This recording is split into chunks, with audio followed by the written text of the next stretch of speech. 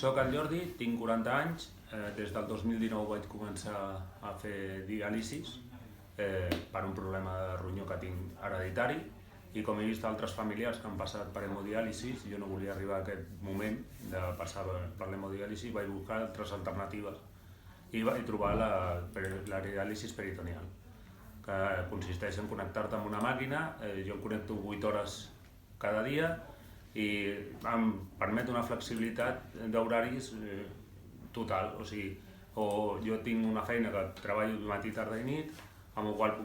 puc connectar-me a la màquina o bé pel dematí o bé per la nit, amb la qual puc conciliar també amb la vida familiar